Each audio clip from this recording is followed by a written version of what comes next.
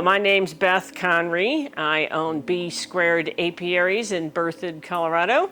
And we keep about 170 colonies along the Front Range from Denver all the way north to Wellington. So you are here in my production facility, which is located on my property in Berthoud.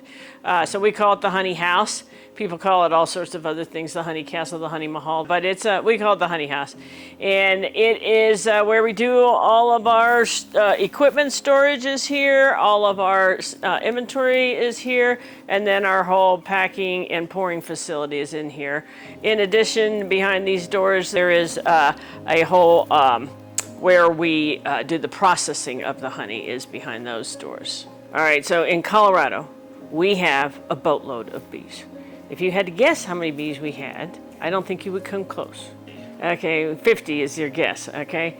950 is the actual total. Okay, so people they only know two bees, bumblebees and honeybees.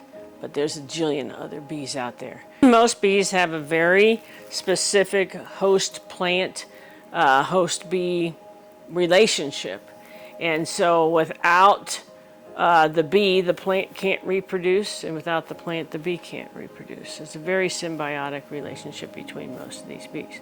Bees are how we all earn a living here, okay? So we take really, really great care of our bees. And it begins with equipment and equipment maintenance.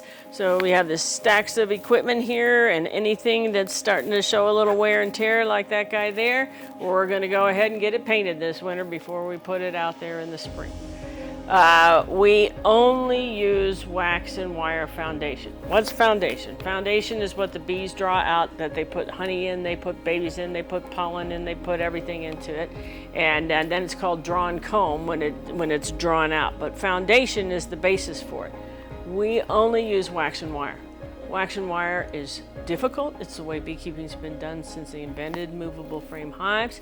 And bees way prefer beeswax. Most people use plastic.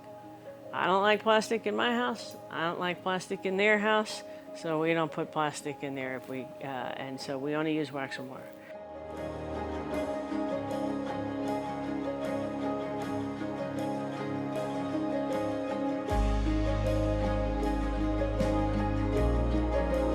So honey is an incredible product, really. It's the only food produced for humans by insects.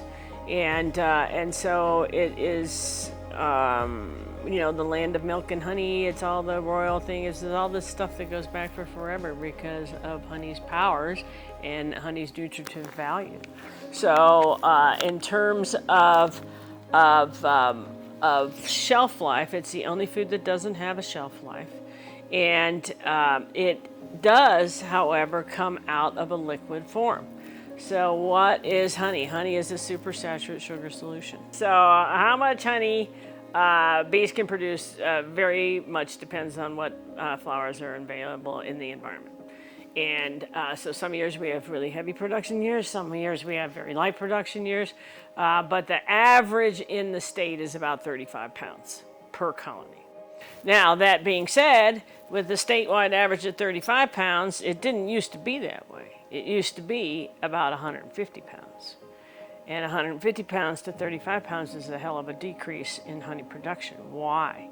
Because we have turned fields into monocultures, we have turned cities into sprawls, and we have removed vegetation from them by and large.